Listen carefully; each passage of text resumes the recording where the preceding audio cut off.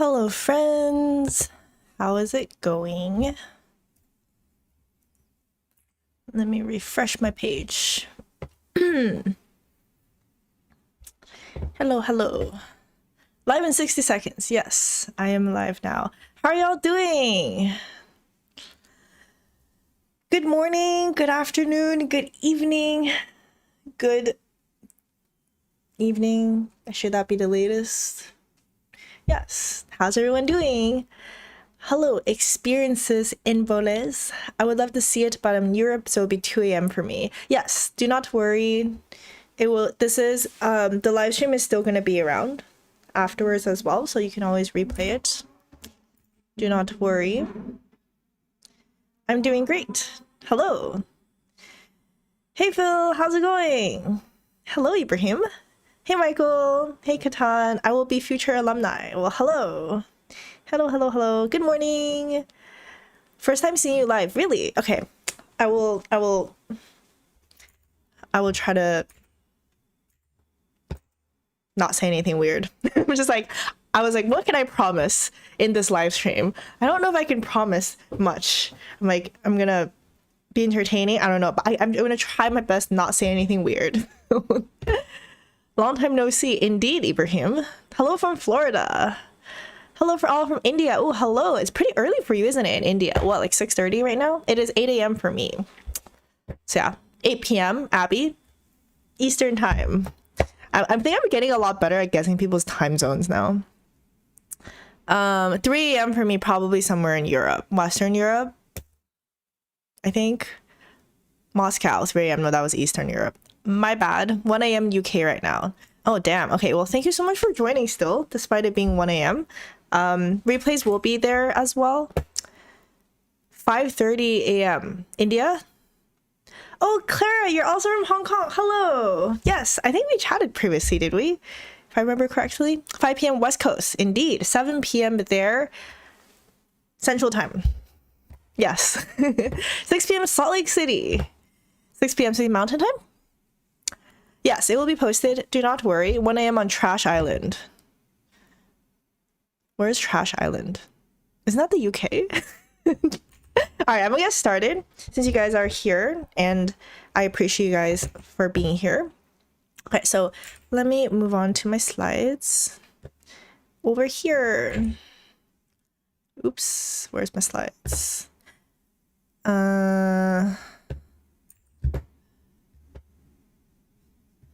Yes, okay, before I forget to mention, actually, let me put this here. The AI Agents Bootcamp will be opening up in the next couple of days, only to the waitlist first though. So we open enrollment to the waitlist first, and then we would open it to the public. But last time we sold out within 48 hours just to the waitlist, so we never even made it to the public. So if you are interested in learning more of the details and joining, please just sign up for the waitlist so you will get alerted about that. So please do that. Also, if you do want to get the resources from the slides, I will put the link here as well, so you can get these slides afterwards, and we'll email you the slides and additional resources as well. Oh no, it doesn't look okay. Let me center my thing. Okay, much better. Yeah, so we'll email you the slides and additional resources afterwards. Okay, I shall get started. Okay, so today, let's talk about agents. So this is kind of like a refresh of agents, because as we all know, the AI world moves very, very quickly. So I last did it only like 3 months ago, something like that. Yeah, I don't know, like 3-4 months ago, when I did like a complete like agents framework kind of situation. And since then, there has been some things that have remained the same, like foundationally speaking, like nothing has significantly changed, but there are like more evolutions to the foundational framework that we currently have, and there's more like tools that have been developed as well. So that's why I wanted to do this live stream, so I can go through the AI agent updates and what still remains the same, where the evolutions are, and where things are going to be headed as well. So I want to start off with going just quick refresher. What are AI agents? So AI agents, the definition is still remaining consistent, which is software systems that use AI to pursue goals and complete tasks on behalf of users. So these are goal-oriented, autonomous, and user focused. Usually the best way of illustrating like what an AI agent is by the examples of different AI agents in the real world.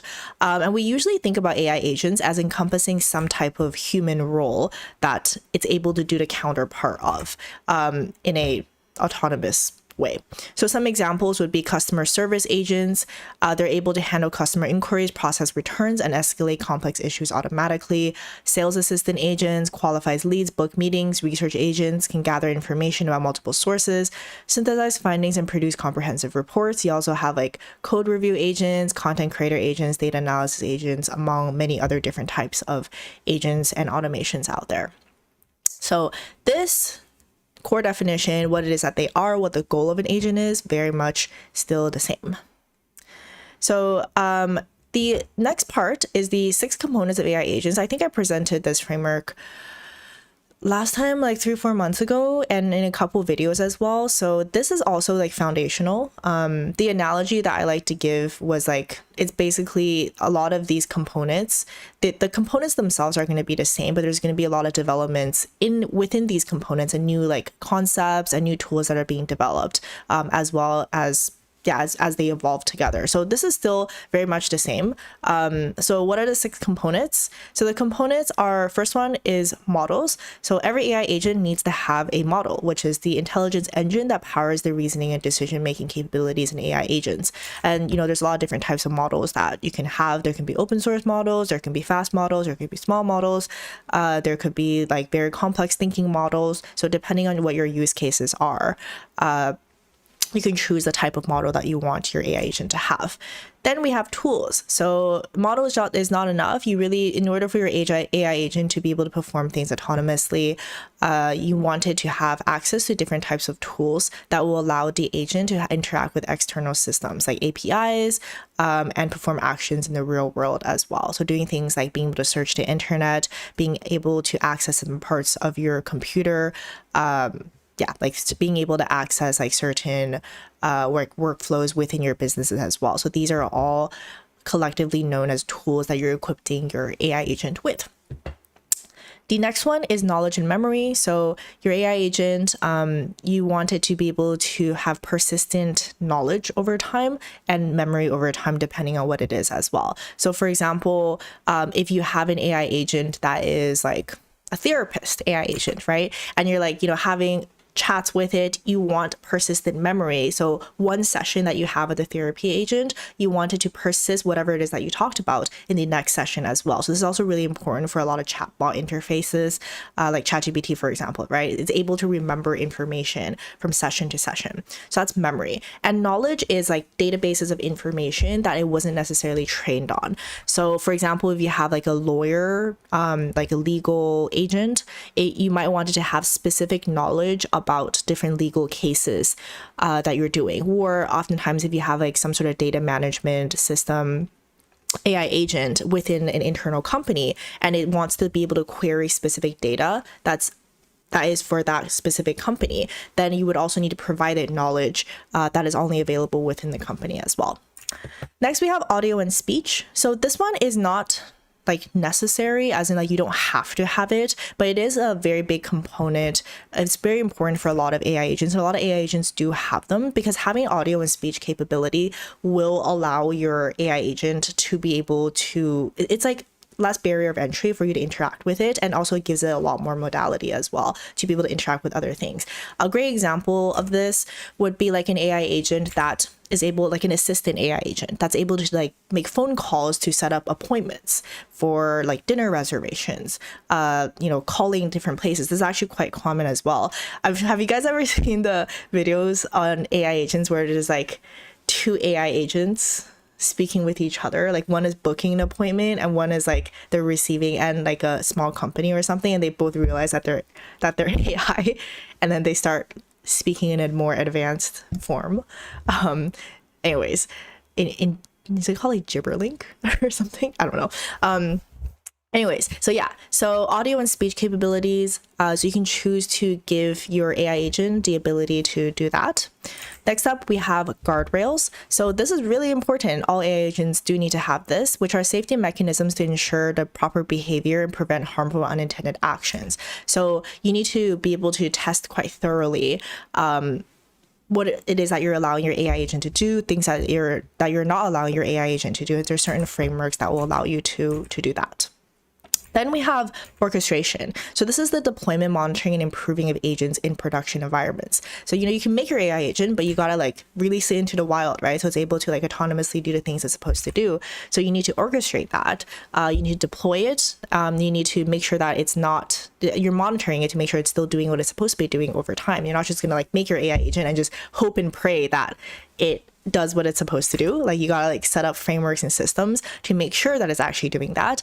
And over time, like you might need to tweak your AI agent a little bit, like maybe the base models change, maybe like the inputs change. There's a lot of things that can change. So you want to be able to monitor it throughout time. Imagine if you have like a customer service AI agent and it was fine and like goes rogue after a while. It would be very unfortunate if you don't even realize that it goes rogue, right? Like you want to make sure that you do know what's happening with it. In the production environment. So I'm going to stop here for now. Does this make sense to everybody? The 6 components of the AI agents. So these are kind of categories. And within these categories, there's lots of different choices and lots of different developments that are happening. Let me stop here for now. Is this recorded? Yes, it is recorded.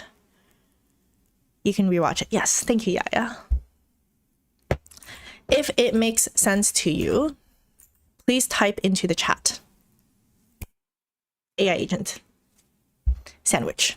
That was the analogy I used. Actually, no, I used the analogy of AI agent burger. So type in AI agent burger. The reason why I call it a burger is it's like a burger, right? Like you can have the bun, you can have like the patty, you can have the lettuce, like the whatever, like vegetable, the condiments, and you can have like sauces. So these are like categories, like models, tools, and knowledge and memory. And you can change like a type of bun. You can have like whole wheat, you can have lettuce bun, you know, you can have all different types of buns, you can have different types of patties. There's like beef patties, there's like pork patties, there's impossible patties, like vegetarian patties, and there's different types of sauces. You can change these all around to do things with your burger, but the components of the burger remain the same for it to be called a burger as opposed to a hot dog, you know, or a sandwich, for example. So if this makes sense to you, type in AI agent burger. Thank you. Thank you. Great. Makes sense. Wonderful. Is this vibe coding? No. This is not vibe coding. This is the AI agent burger. All right. Makes sense. Wonderful. Okay. So the glue that holds everything together, right? So this is all great. You know, you got like all these things going on. Wonderful.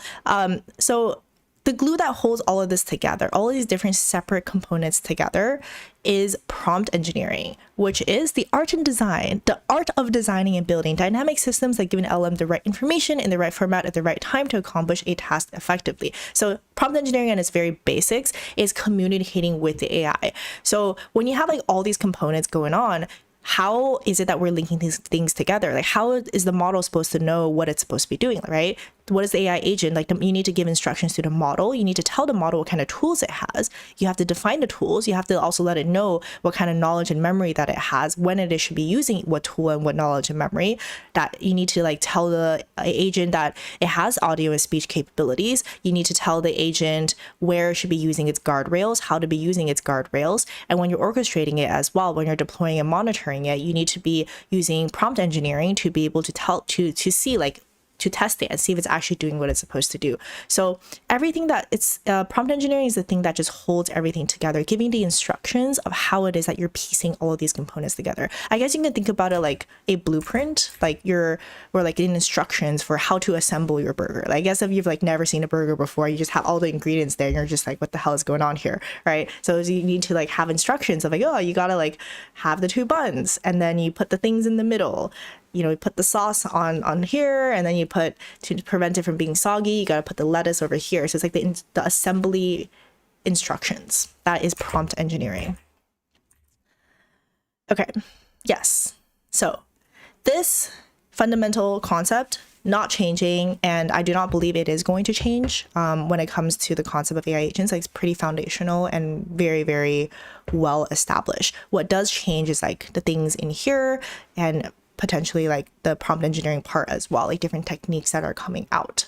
So everything else that I'm going to be talking about, a lot of these like different parts, just keep this in mind, right? Like, just always remember this framework, and I promise it will be really helpful, because every time like a new tool comes out or some new concept comes out, if you think about it in the context of this framework, it would make a lot more sense, as opposed to just like random pieces of information that are going to be that are going to be evolving over time.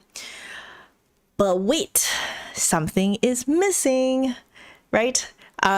What is missing here? So it's actually, I want to like rephrase this a little bit. It's not necessarily missing, it's just not as emphasized, right? So one of the more recent developments with AI agents is people realizing that something is not present. Like, something is not as, something very crucial is not as prevalent in the systems that people are building.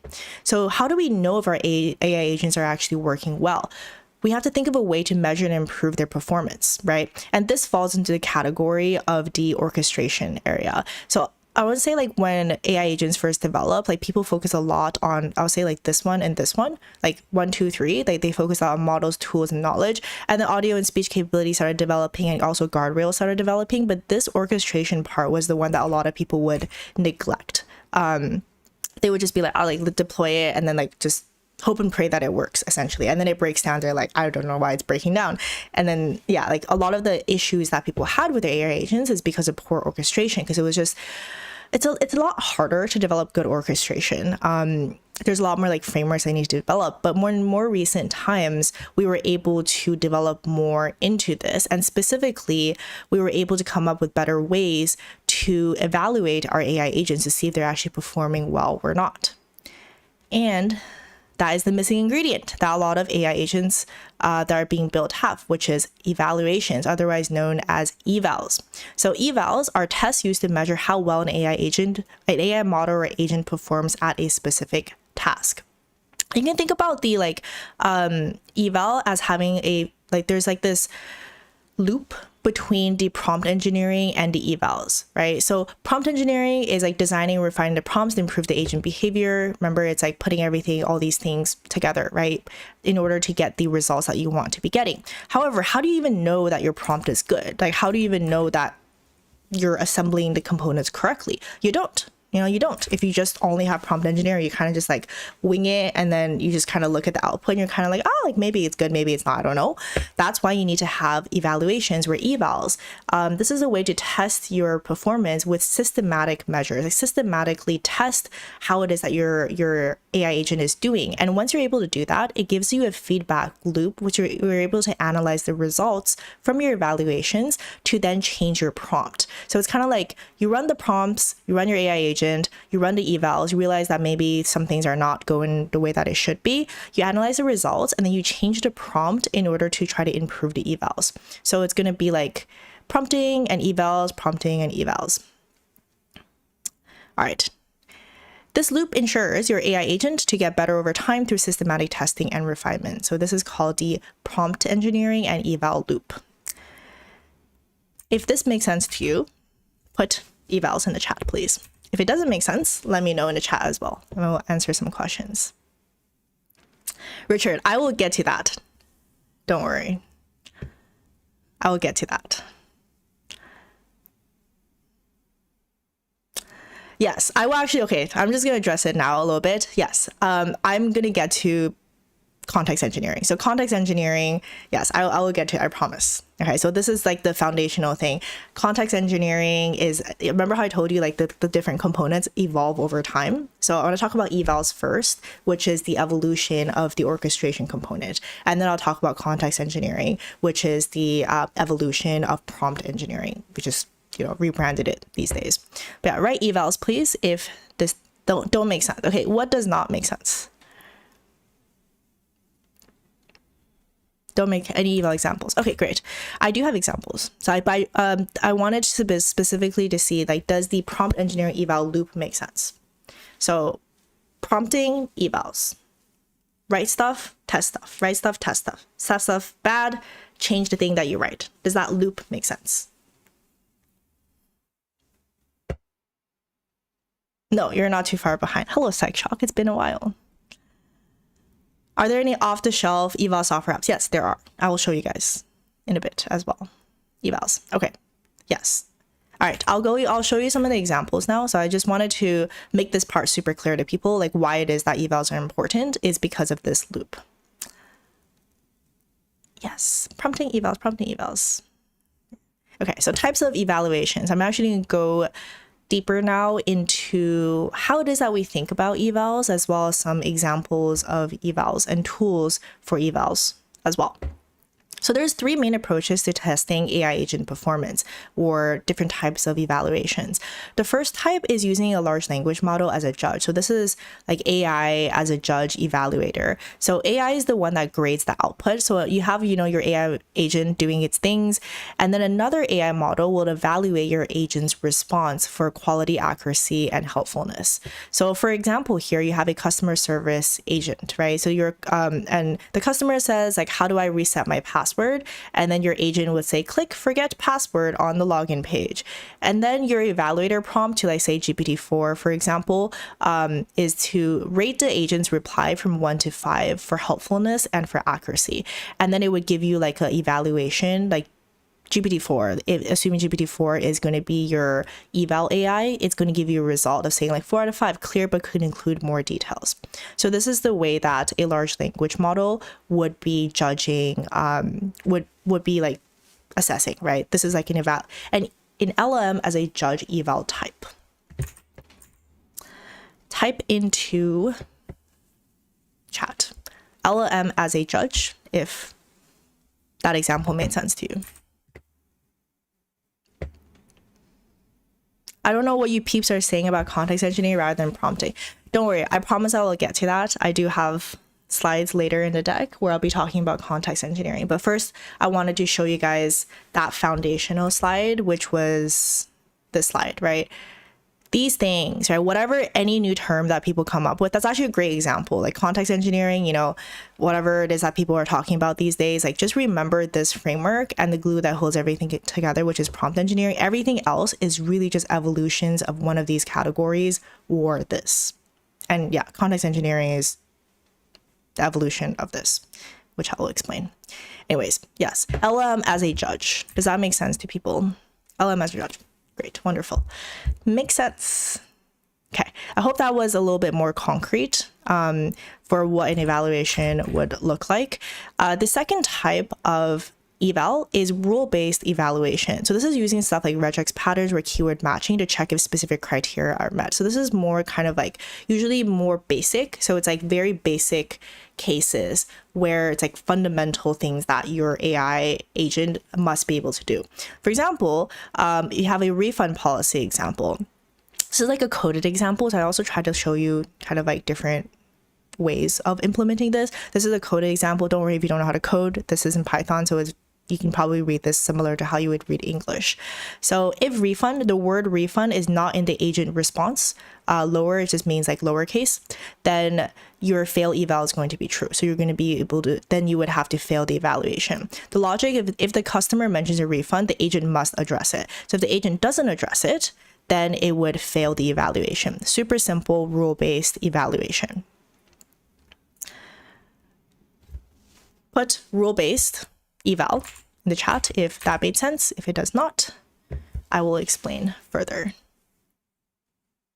Okay, actually, let's see. Is using LM as a judge really a good benchmark? There's different types of evals available, right? That's why we have like LM as a judge, and we have rule-based types as well. And even when you're doing LM as a judge, you might be using like different types of evaluator AI as well. In this case, it can be like GPT-4 with a specific prompt. It could be like another instance of GPT-4 with a different prompt. You can be using Claude. You can mix together like a lot of different types of LLMs when you're judging it. So it's almost like a voting system. If you're all like assessing with a lot of different things, then the chances are like one of them are going to be able to judge it correctly, where like the majority of people the majority of people, the majority of AI, you would consider that to be the most accurate result from it. So evals is like very, very systematic, and you're basically just like throwing a bunch of testing and seeing what kind of test that's able to pass.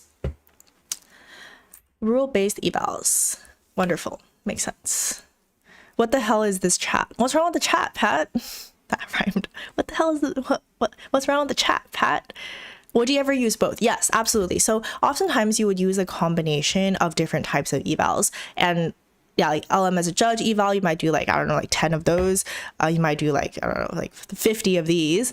Yeah, and then you also have like some human evals as well. So you would combine a lot of these together, and you're thinking of all the different cases that your AI agent it would encounter. So that's actually a great way of thinking about it.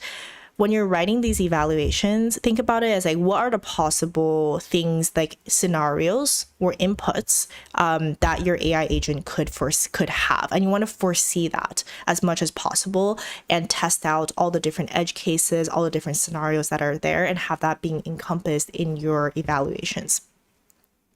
So the third type of eval is human evaluations. So this is like manual scoring by human reviewers, and is the gold standard for quality assessment. And this is obviously a lot more effort because you gotta like go over it, but it is the gold standard because, you know, oftentimes we still treat the evaluation of an AI agent based upon its ability to do something the way that a human can.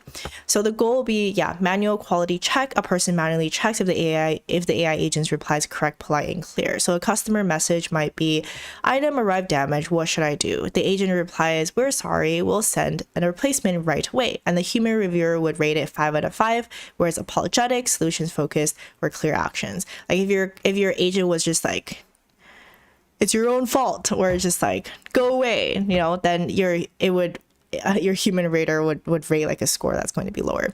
Yeah, anyways, so this is an example of a human eval that you would do. And with these like scores, by the way, so it's very systematic in a sense. You would get a score based upon what happens. So sometimes it's going to be like either like a yes or no, like fail pass eval. Sometimes it's going to be like a ranking system, say like 1 to 5, something like that. And this is great feedback because once you see this information, you're able to change your prompt a little bit so that you're able to try to pass as much of these evals as possible. It's a great way for you to empirically determine how good your AI agent is performing. Please write human evals into the chat if that made sense to you. Yes, Ganjin, I'm very happy that you said that. I didn't want to use that term, unit testing, because some people who are not coming from like a coding software background may not have known what that means, but it is exactly what it is. It is unit testing for agents. Absolutely. Evals are just basically unit testing for agents. You actually find that a lot of the components and the systems that are going into AI agents right now is really just, it's very, very similar to how we interact with software. It's in some ways we can say that AI agents, were just like AI applications in general, is an evolution of software development. So you'll see a lot of parallels between them. It's just the implementation is going to be different. Human-based ELs. Yes, I'm glad to hear that. I am very glad to hear that. How's unit testing versus QA? So yeah, exactly. So, okay. Unit testing is like things, it's a type of it. Quality assurance is, unit testing is more like specific to code usually, like you're testing components of the code itself, while QA is testing kind of, you know, your like more complex things, I would say. So I think in this case, like this would be more equivalent to unit testing. While for QA, I think would be testing more like the entire system of how things function. But there's a lot of, the whole concept is just that you want to test out all the different potential scenarios that your AI agent or your software can run into. LM, but in order to generate rule-based eval, don't you need human input to generate it? Are these all human evals? That's a great question. So a lot of these, like for example, rule-based evals, like you would come up with a lot of them. Like I guess essentially at some point, like somebody had to come up with these, but after, I guess you can like code, you can consider it as being codified afterwards, but a lot of people have like kind of baseline rule-based evals now, so you can download them like literally from the internet, and people have samples of a lot of these rule-based evals that are there, and you can just use that with your AI agent, so you don't have to come up with them yourself. A lot of like the LM as a judge evals as well, like yeah, like there's a lot of examples of this like for specific cases. Human evals are really nowadays, because you know obviously like humans are more expensive and more effort than getting your LLM to judge things or having like a rule-based eval. This is usually for things that are more custom. So like say if you're trying to build an AI agent that is like very, very specific, I don't know, like you want it to very specifically construct a workflow based upon a certain database, right? Like I don't know, like you're generating like a very specific type of report, like a legal report based upon very specific cases in a database. You probably will have like you probably want to invest in human evals here, because it's something that's like hyper specific that your rule-based evals and your LM as a judge, it would have difficulty being able to assess that type of thing. So that's when human evals would come into play. Or if it's stuff that's like super sensitive that you don't want to be like revealing to the large language models and things like that, you would also consider doing human evals as well, where things that are like very, very important. Like if you get this wrong, that'll be really, really bad, then you probably want to do human evals. Like probably things in healthcare system, like diagnoses and stuff, you do want a lot of human evals because you don't want to get that wrong.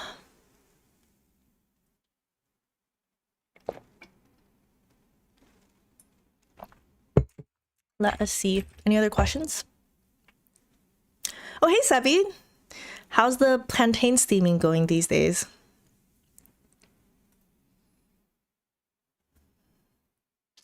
This guide is terrifying me. Hey, Cypher, why are you terrified?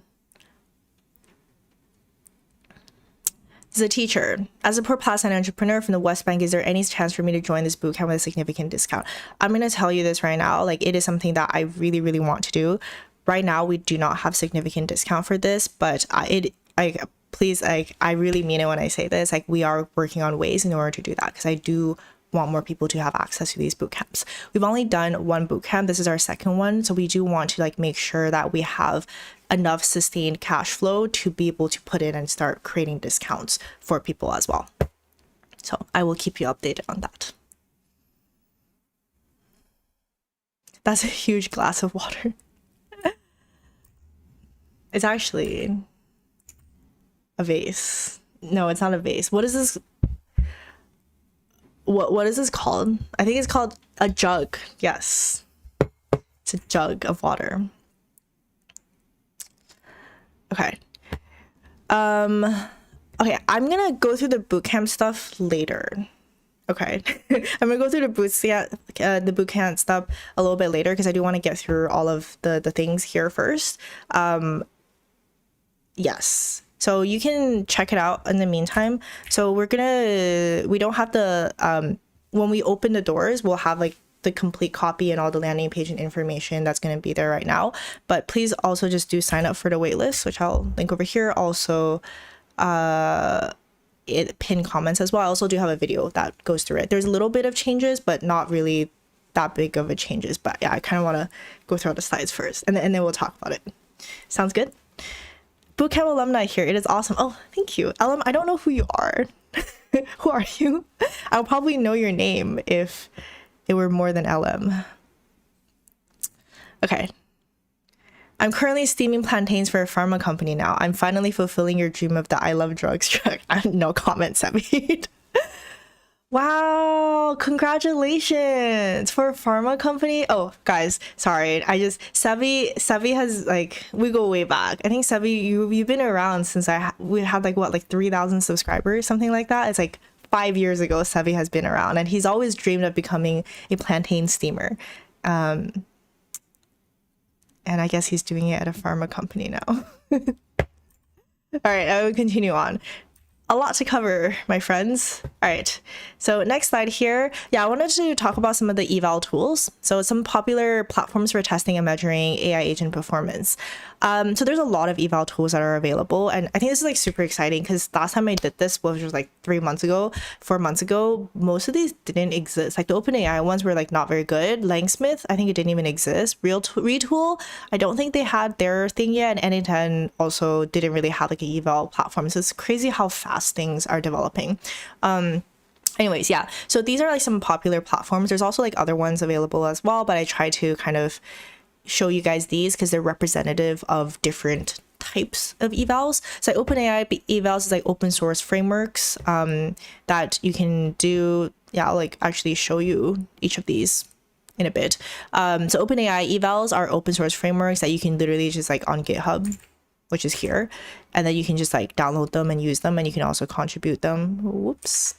Yeah, Langsmith, for example, is a comprehensive platform that allows you to, I think I have Langsmith over here. Yeah, that is a comprehensive platform that also has like visualizations and stuff.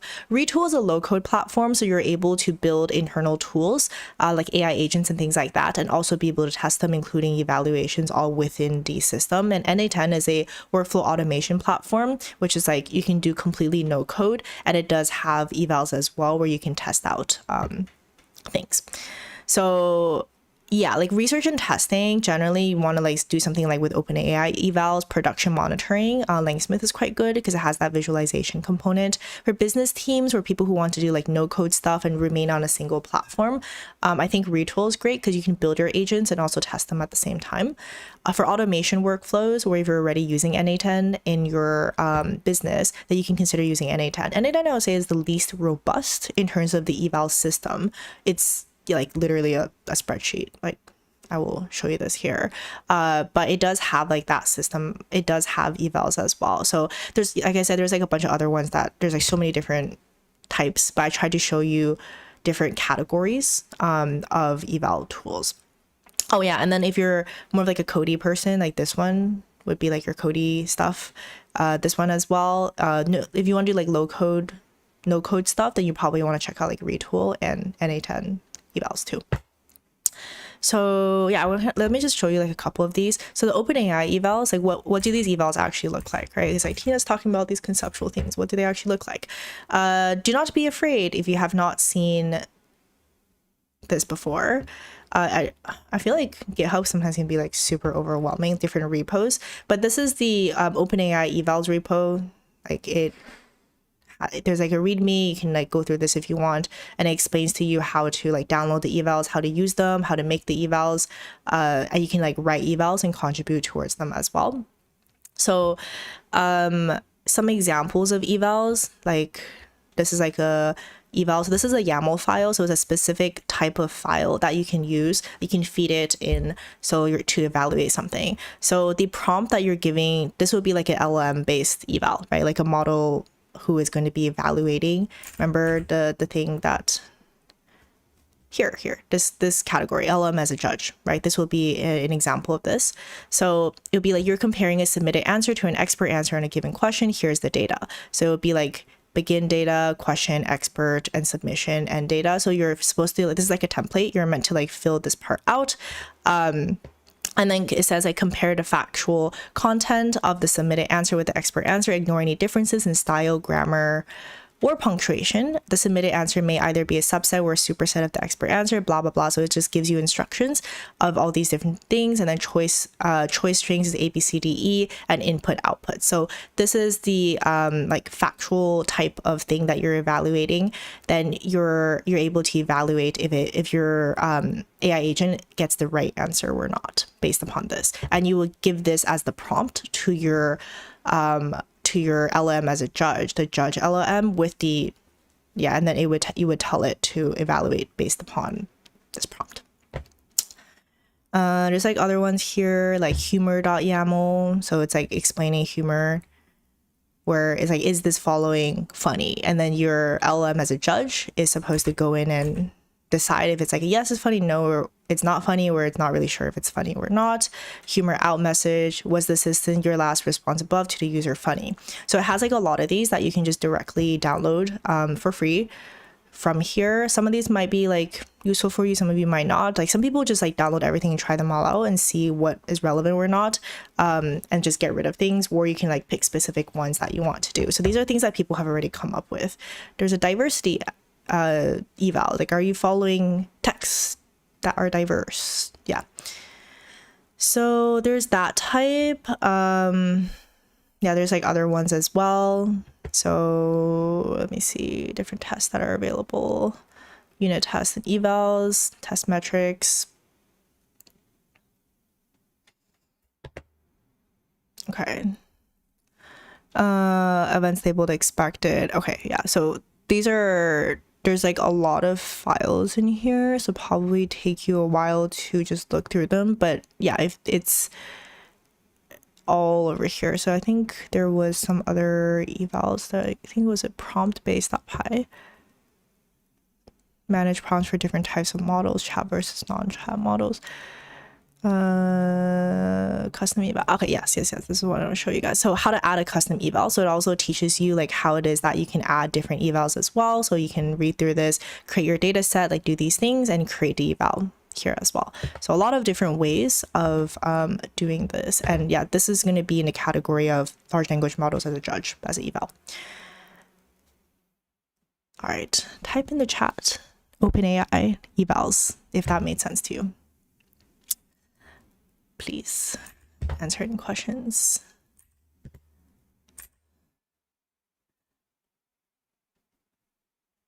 Thank you, Richard. YAML, yet another markup language, indeed. Yeah, it's just a specific file type that you can feed in, and just, yeah, the way it's being formatted for the evals is that. OpenAI evals. Yay, wonderful. Yeah, so that's an example of a LM as a judge type eval. Okay, so the one over here, like from Langsmith, for example, eval concepts, I have data sets and evaluator. So it's quite similar in the sense that, you know, you can have examples, like every example will include inputs, reference outputs, and metadata.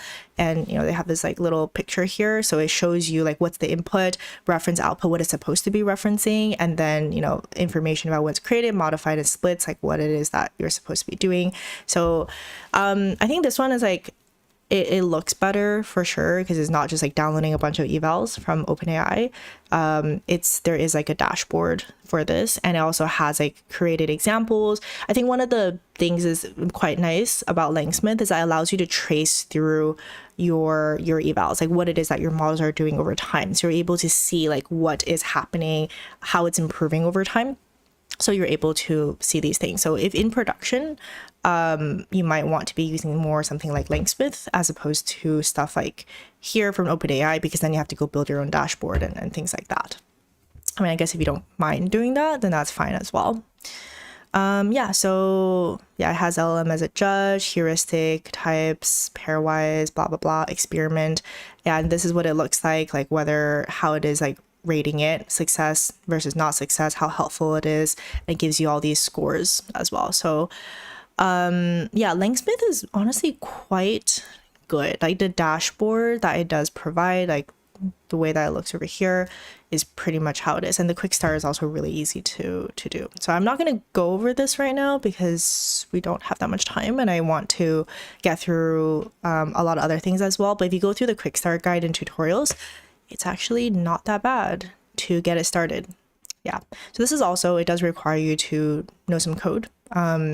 I mean, I guess like they have a UI version of it as well that you can play around with, but usually like people, I think it's much more powerful if you're going through Python to do that. So yeah, these two, I would consider these to be like kind of code examples.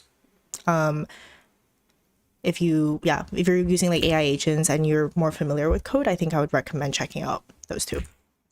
So if you're not as comfortable, then I would say you can check out something like Retool. Do I have a Retool example? Let me just pull that up.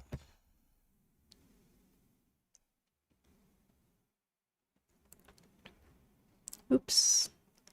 Okay, let me just quickly show you what the interface looks like. So Retool is a thing, a platform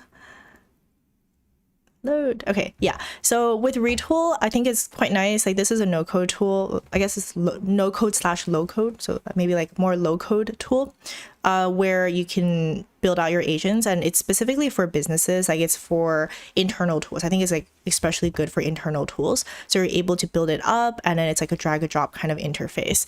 And part of it, it also includes things like testing and evaluations as well. So it's kind of like an all-in-one platform where you can build out your AI agents and then test everything, assemble everything as well. So you can check it out.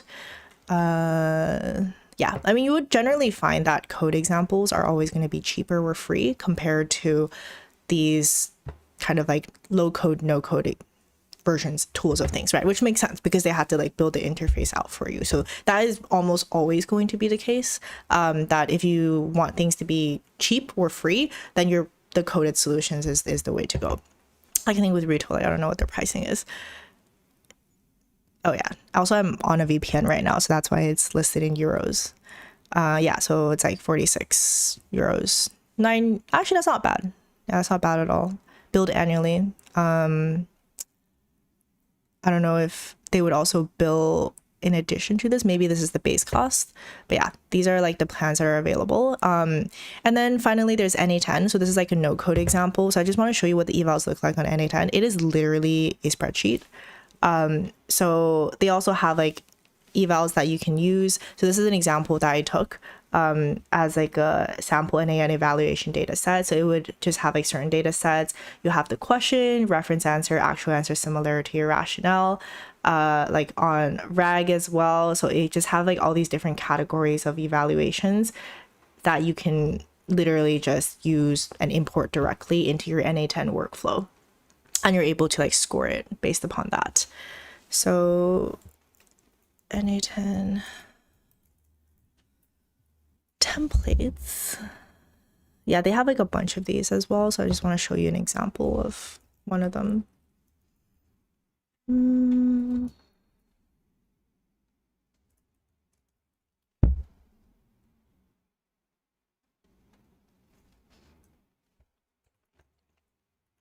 Yeah.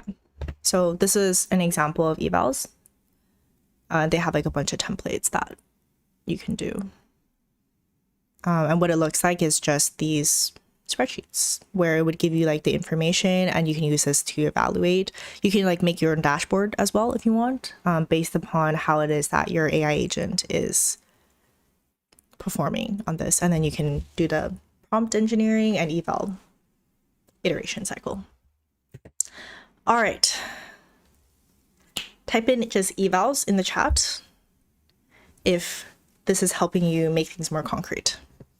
Kind of understand how the evals, how much you understand the concept of evals and the examples that I'm showing. So type in evals if it makes sense. If it doesn't, no problem. Let me know in the comments. I will answer some questions.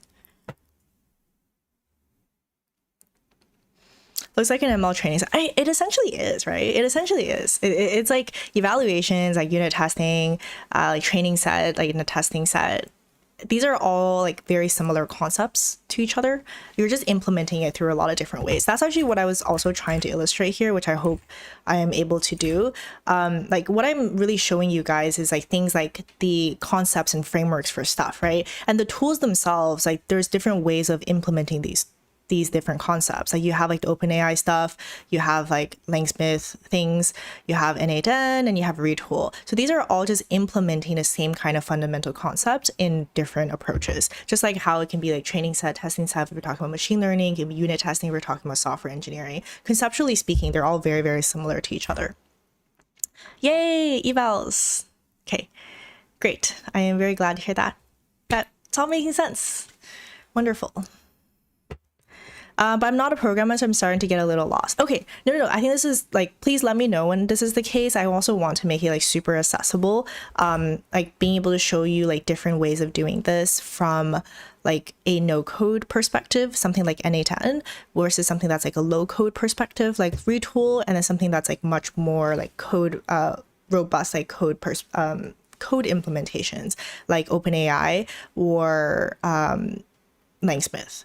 So yeah, I think you don't need to worry so much about the terminologies here or worry so much about the specific tools and implementations. Really, like, it's just these concepts, which doesn't really have anything to do with the tools themselves, right? As long as you understand these concepts, everything else just fits into these frameworks in different ways. Okay, let us move on to the next slide. Okay, oh yeah, I guess I was supposed to, okay, I don't think I have time to do a demo right now. Okay, but I showed you the different examples that are here, but really, like, with the N8N one, I was just gonna like run it, like you literally just click this and then you run it. Yeah, I'll include it in the resources when I email you guys the slides. You can try it out yourself. It really is quite simple with these templates. Just click it and then it will run. Okay. All right, I do want to move on to context engineering because we do have some slides to go through there as well. Okay, so I want to talk about context engineering now. Some of you guys have already mentioned this, and I'm very glad that you did. So this is a thing that started blowing up all over social media. Everyone's like, context engineering. It really started with like Toby. How do you, I don't know how to pronounce his name. He's a Shopify CEO, Toby Luki? I don't know.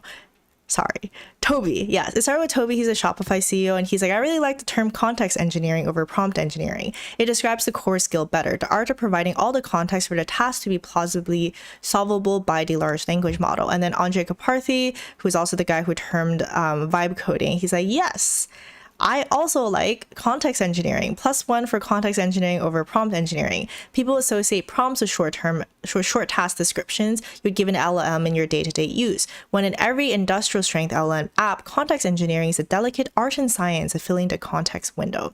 So yeah, here's like the little sources that we had previously. Yeah, so really like what it is just context engineering. It's an evolution of prompt engineering. Like prompt engineering is just how it is that you're interacting with your AI in order to get the things that you want, right? And it's something that people have been developing over time. But context engineering is an evolution of this, and they call it context engineering is designing and building dynamic systems that give an LM the right info in the right format at the right time to accomplish a task. So you can think about it, instead of just communicating with the AI through text, which is prompt engineering, you can think about it in the context of the context window. So each large language model has a specific amount of context window, which is information that you're able to feed it. And that can be like written instructions, it can be images you're giving it, it can be videos that you're giving it, it can be like databases that it's accessing or tools that it's accessing as well. But all of that, it's like the working memory of the large language model. Andre Kaparthi's analogy is LLMs are like the CPU and the context window is like the RAM. So that's an example, computer example, or if you want to do like human brain example, it's kind of like the working memory that a person has is the context window of a large language model. If you like exceed that context window where you fill it with a bunch of shit, oh, sorry. I don't know if there's, okay, things, bunch of not great things, whatever, bunch of shit. If you fill it with a bunch of shit where you're not giving it the right context, or you're not giving it the right things in the working memory, obviously the results of the large language model is not going to be that good. So that's why this is really important. So think about, how do I fill up the context, the working memory, the RAM of a large language model with the like best possible for it to perform the task that it does. This is especially important because like with AI agents, we're equipping it with like tools and memory and knowledge and all these different things, right? All these different components. So we need to be more careful about what we're putting into the context window. We can't just like shove everything in and just hope that, you know, it has like a good result coming out of it, like garbage in, garbage out, right? So there's like mistakes that people make would it be like they just like shove everything in, hope that the large language model just like figures it out. Or it would like not tell it enough context. Like if you give it a tool and like don't tell it that it has a tool, then it's how it's supposed to know that it has a tool, right? It's like stuff like that. So that's really what context engineering is. It's simply like an evolution of prompt engineering, but thinking about it more more in the framework of how do I pack the context, give it good high quality context, so it's able to do the things that I want it to do. Yeah, moving from simple prompt crafting to sophisticated context architecture. This is the foundation that makes AI agent evaluations meaningful and effective. So that is context engineering. And I have some guiding principles here as well as a framework. But first I want to ask, does that make sense to you guys? Put in context engineering into the chat if that makes sense to you. What is context engineering compared to prompt engineering? If it doesn't make sense, happy to answer any questions as well. Poop in, poop out. Exactly. Tina said a bad word. I know. Very bad, Tina. Very, very bad. We just can't escape Andreas. What are we talking about? Do I talk really fast? Context engineering. Okay, great. You guys are getting it. I'm very glad. Yeah, do you guys think I talk really fast? From a scale of 1 to 10, how fast do I talk? How much does she swear offline? Oh, a lot. I try to censor myself, but sometimes I cannot control myself. Yes, I talk really fast. 7 out of 10 fast. No, I don't talk really fast. Didn't get it. Okay, what part do you not get? I'm happy to explain a little bit more in detail. 11. Okay, maybe I do talk a little bit fast. You go kind of fast sometimes. Okay. But I'm down with it. 7, say 0.65. Okay. So it looks like I'm certainly on the fast talking side. I often play you at 0.8 speed. Okay. Oh, okay. All right. I guess I get excited. So that's what it is. Maybe if you ask me to talk about something I don't care about, then I would talk really slow. Be like, okay, that's great. Okay, let me see. What is it that what are the things that maybe you guys don't get? I'm happy to clarify this because I just know that maybe I should just make a video about this as well, like context engineering in 22 minutes or something like that. So I do think that people picked up on this hype term and they're like, oh my God, context engineering is so magical. But really, you know, it's not. Yeah, and then I think the way that it's being framed sometimes can be kind of confusing.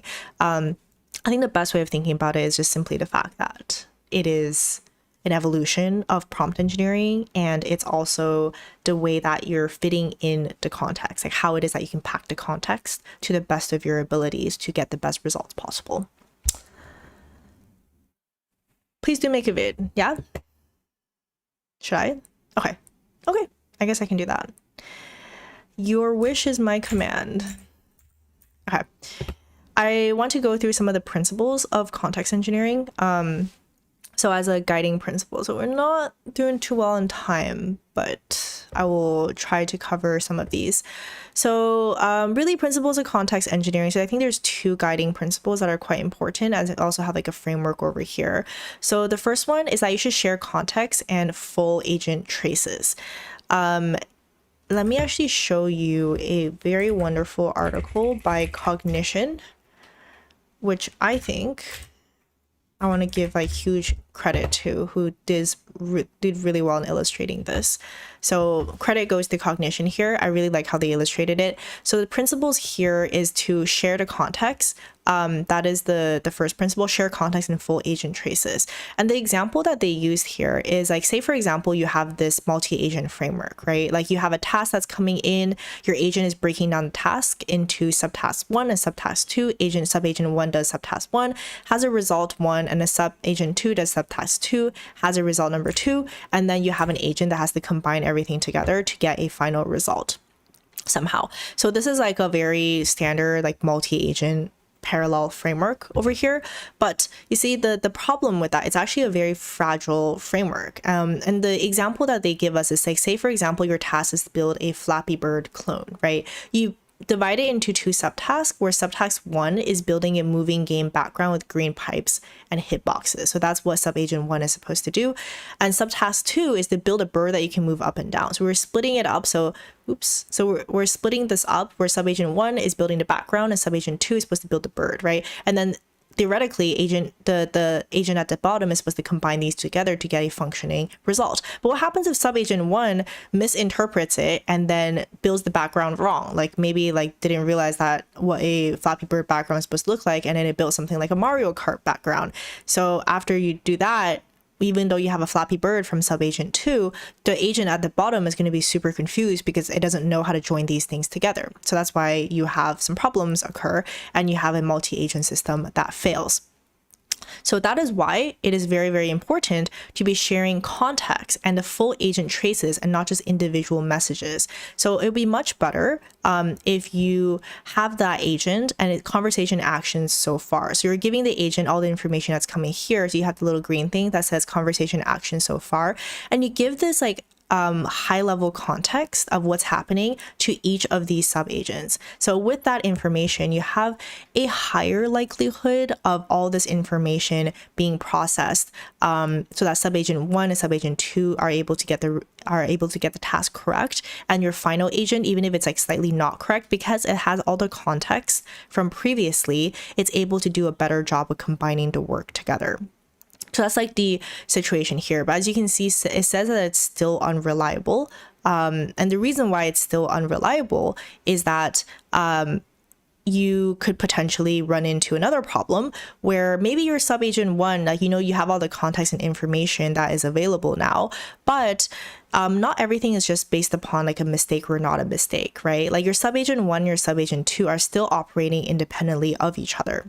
So maybe your subagent 1, who is supposed to build the background of something, it decides that it's going to do like a visual style that is like old school Pokemon theme style. While your subagent 2, where it's supposed to build a Flappy Bird, it builds it in like, I don't know, like a completely different style, like really sleek style, like very sleek modern style. Then even though technically neither of them did anything wrong because it has the context, your final agent is still going to be confused because it's like, how am I supposed to combine together this like old school vibes with this like super sleek modern Flappy Bird, right? So it's still going to like have problems, and you might still have a pretty bad result from there. So even though it is important to share context and share full agent traces, you could still end up with a problem like this. I'm going to stop right now and see if you guys are following right now. So type following into the chat. We're not following. I want to make sure that everybody is on the same page here.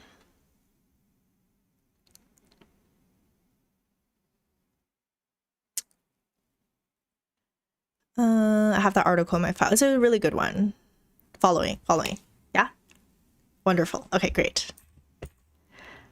How do I detect if a subagent has failed? Great. That's where the evaluations come out, right? You can detect it. Or you just look at the result and it doesn't make any sense. Then that's how you know it failed as well.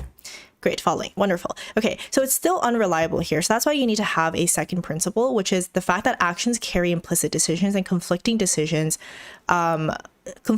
carry bad results. So that is still a problem because, again, like these subagent 1 and subagent 2, they technically didn't do anything wrong, but they just chose different styles for their implementation of the thing that they're supposed to do. So that becomes an issue because then we can't combine them together. So the solution that Cognition came up with is basically saying like you want to try your best to make your AI agent as simple as possible in a multi-agent framework. Yeah, so you're just trying to like pack it down like as much as possible, and that is part of like the context engineering part, like because it's like try to provide that additional context, and if you still have like a multi-agent framework like this, you're still going to have problems. So you want to just make everything as compact and as like simple as possible. So you think to yourself, like, how do I like make this into something that is going to be like a multi-agent framework that is more simple, right? In which things are more clear for the conversations that are happening and everybody has as much information as possible. And a solution for this would just be, for example, instead of having that parallel situation going on here, just to have a linear situation. Like, yeah, maybe it'll take longer. That first you gotta like have this agent, it breaks down the task, and then agent 1 has to go build the background. Then you pass the background to agent 2, who then builds like the Flappy Bird, right?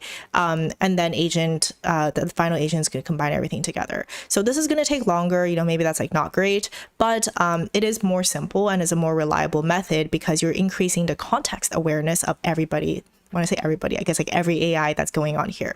So you just want to be able to limit the amount of decision making, like independent decision making as much as possible, and provide as much context as possible to your AI agents. And that is the principles of context context engineering.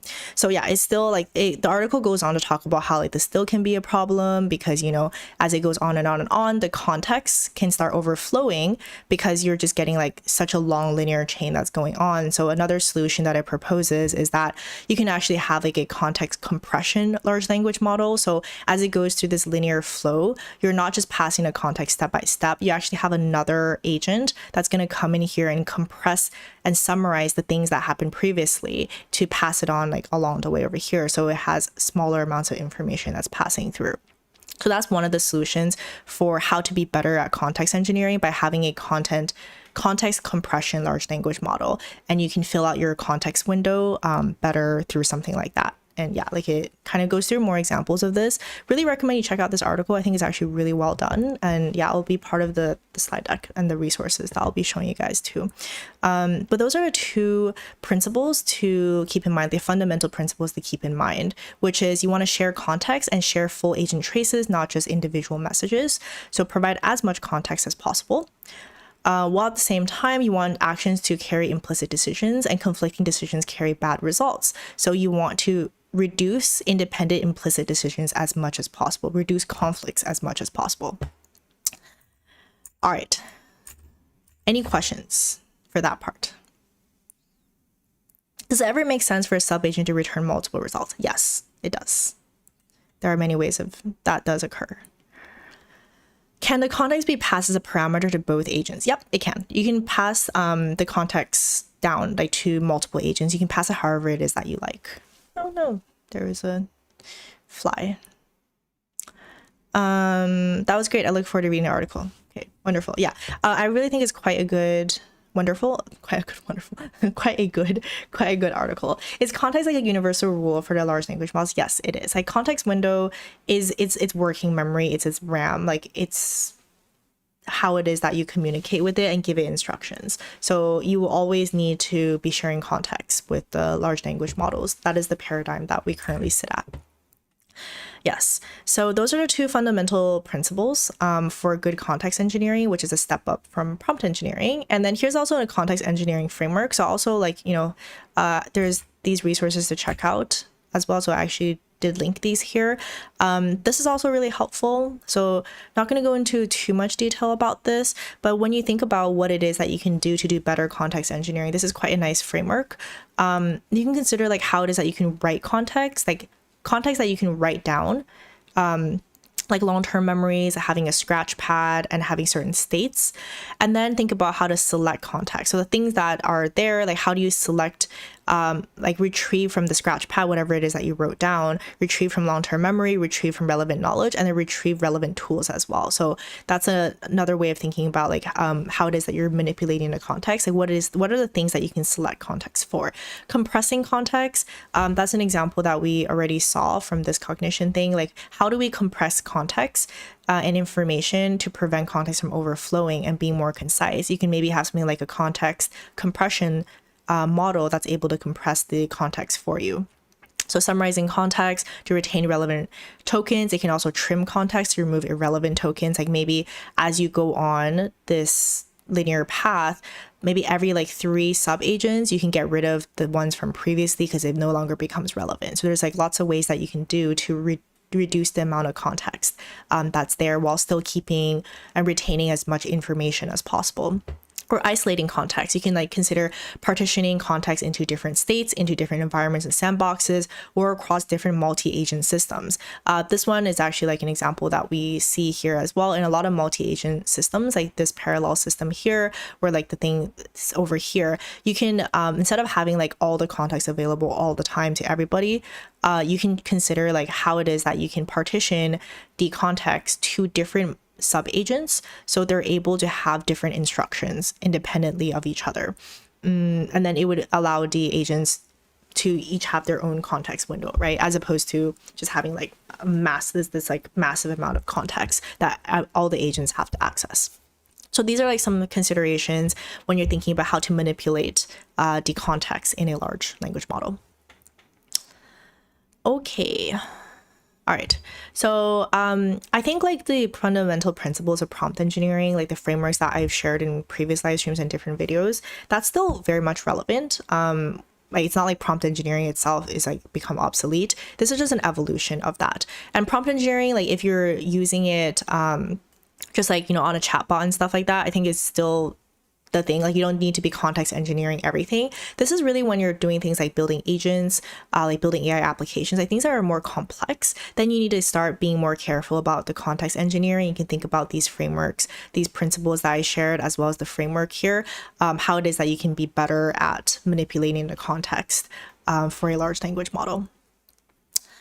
All right, so the slide that I have over here, I just really wanted to drive this home, which is, I wrote like deja vu here. So this is like an illustration that people show for context engineering. It's like context engineering is everything. It has like RAG, prompt engineering, structure, output, memory, blah, blah, blah, all these different things. But really like we can see that there's actually a lot of overlap between what's being shown over here versus what is here, right? Because really the connection that we're seeing here is the context engineering is just the invisible thread that connects and optimizes all of the 6 components of the AI agents. So it's not really like some new magical concept that people came up with. It's really just an evolution of prompt engineering and the structure of AI agents themselves. Like it's still the same. Make sense? All right, type context engineering if that made sense to you.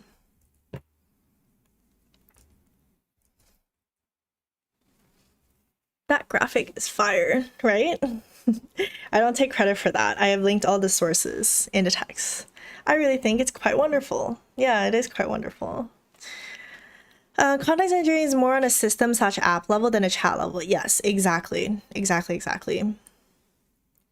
Context engineering. Okay, thank you. Looks like you guys are understanding that.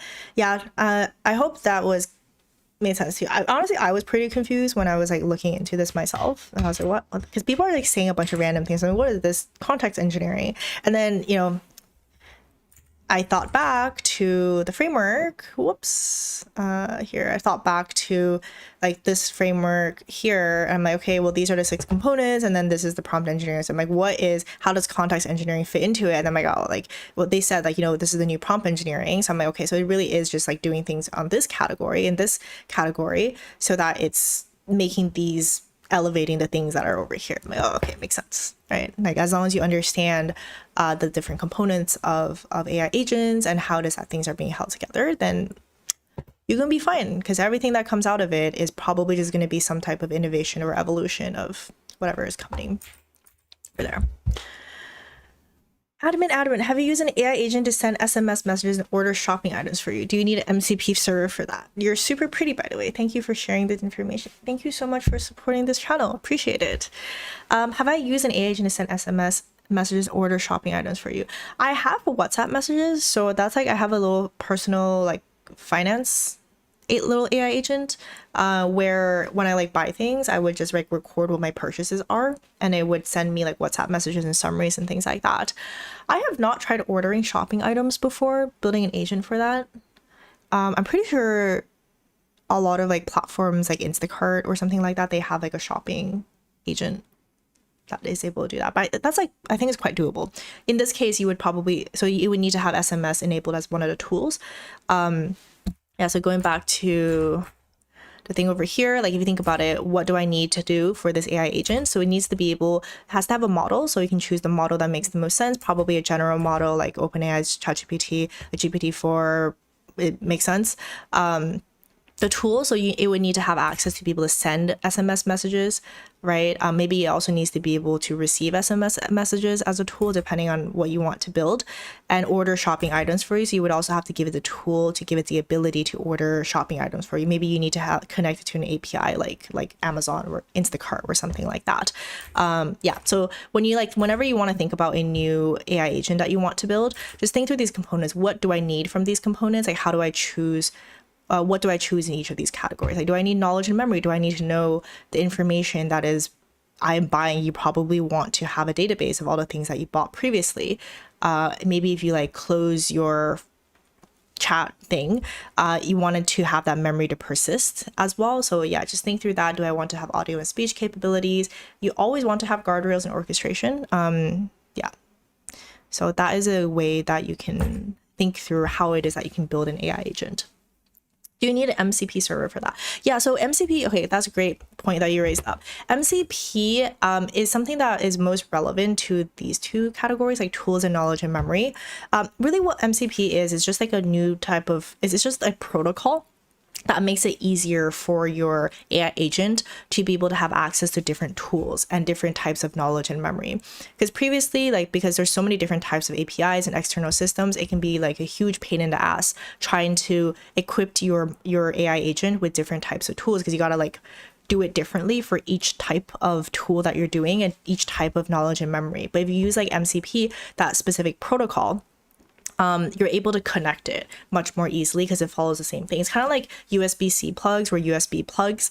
Imagine if all the plugs look different and you're just like have to keep converting all the plugs so that they somehow fit together. That is really difficult. But if you have something like a USB-C standard that everybody uses USB-C or USB-A, then everybody just like does that. So it becomes a lot easier to plug and unplug and put together different components. So that's what MCP does. It basically just standardizes the like plug for your AI agent.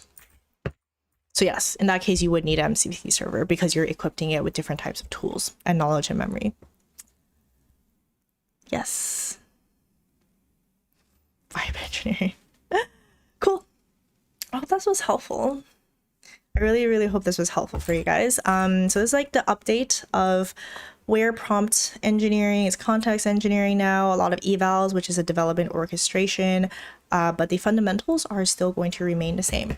Yeah, so just a reminder to everybody, we are going to be, oh, actually I do have the exact dates right now as well. The AI Agents Bootcamp is going to be available to the waitlist. Yeah, so right now, sales says it's going to be sold out, but only to live stream. I'm tell you guys now. The AI Agent Bootcamp, yeah, I don't think we've actually said this publicly yet, so you guys literally are the first people to know that we'll be opening up enrollment on July 15th, 11 a.m. Eastern Standard Time. So, and that's going to be just to the waitlist, the mailing list. So you can click like join the waitlist here and you can put your name and email address and stuff like that. And that will allow you to be able to join the waitlist and get notifications when, yeah, get the notifications when we are opening up enrollment. And the way that enrollment works as well, so we'll send it out and then it's just going to be like people just take the spots. Like you guys just grab the spots and we have 100 spots that are available and we do not have more than that. It's just because I do want to keep the community small. Like the reason why I'm doing that is not because I'm trying to deny people access. It's because I feel like 100 is a good number where we have a really good community that's going on and people are able to share things. But at the same time, it's not like overwhelming amount of information and we're all able to give the attention that we can and we can make sure everybody has a good experience. So that's why we keep the number at 100. Yeah. So if you're interested, please do join. I do have this video here as well. So we're probably gonna, within tomorrow, it's pretty much the same. But we do have a few updates because there are changes in AI agents. So we've updated it to have like more robust, systems for AI for evals, for example, right? So previously when we did this, we did talk about evals and there were structures, but the tools were not as robust. So we've updated so that we're keeping up with all the tools that are available here. What else is new? Yeah, we will have like a workshop as well that is going to be on how to build AI applications. So your vibe coding stuff, like things like that. Call it vibe coding, call it AI assisted coding, whatever it is you want to call it, but like how to build AI applications using AI assisted coding. So also include like a bonus for that as well. So that part is also new, which I'm actually really excited about. Yeah, everything else is still pretty much the same. Like the way that we structure these boot camps, like I am very insistent on this, is I teach foundations and fundamentals. Like I keep saying that. Sorry if I sound like a broken record, but I really want to emphasize that point. Like I teach foundations, I teach frameworks, and I teach fundamentals. Because when you have these, anything that does happen it's just changes in tools and evolution, and you never will feel overwhelmed by everything that's happening. We also, for implementation as well, like there's a no code track as well as a code track. So for each of the projects, there's going to be 4 different projects, minimum of 4 agents that you're going to build throughout the 28 days. You can do that, implement it through a no code track. So where you can do it using code as well, or you can do both. If you want to do both, you can do both as well. So yeah, you always have that option to do either or. Yeah, any questions?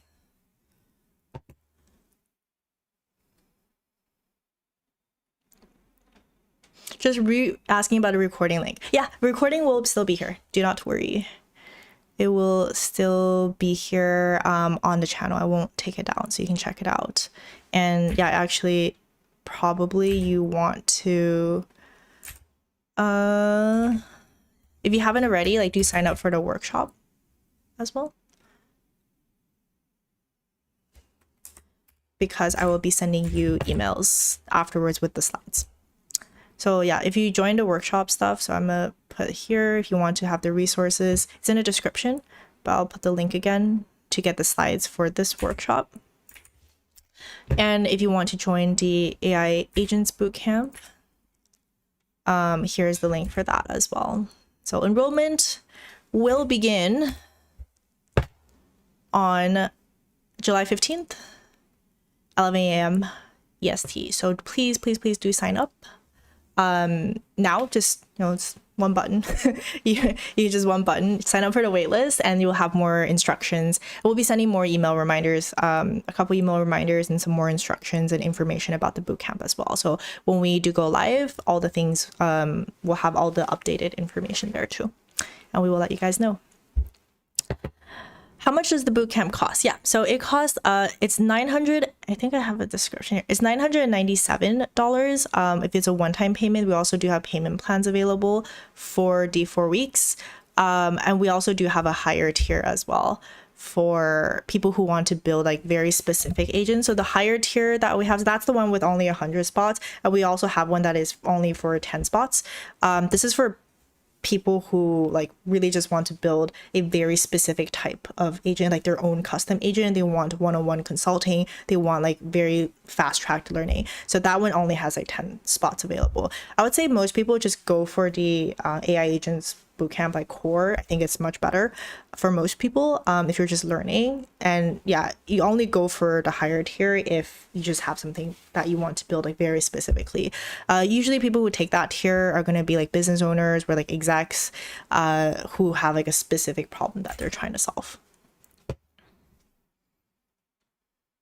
Is there a syllabus available for the bootcamp? Yes, there is. So all of the, if you watch this video, it's there, and we'll be updating this when we open enrollment. Like from here, we'll be sending you details through email with all the syllabus, with all the additional information, including the syllabus and an updated video description of what's happening as well. Okay. All right. Oh my God, we are so at time right now. I gotta go. Oh my gosh. Okay, well, thank you so much for joining. I really hope that this was helpful. I really hope this was helpful. And oh, okay, bootcamp schedule. This one is gonna be starting today's Sunday. So the enrollment is gonna start on the 15th, and then it's gonna be starting on the 21st July. Yes, 20th, 21st, depending on your time zone that you're in. Yeah, and then we'll have, we'll have like the onboarding. So we'll have a week that you'll be onboarding. We're giving you like extra instructions and things like that. And then after that, it's going to be starting from the week after that. Yes. And then each week you'll have live sessions, and then you also have a community. You can ask any questions that you want, and you have projects that you're building as well. So every single week is going to be in that format. And by the end of the bootcamp of the 28 days, you should have 4 different bootcamps, sorry, not bootcamps, 4 different agents that will be built of increasing complexity. Okay, thank you so much everybody for joining. I really hope this was helpful, and I will see you guys in the next video or live stream, and I hope to see you guys in the Agents Bootcamp too. All right, see you. Goodbye.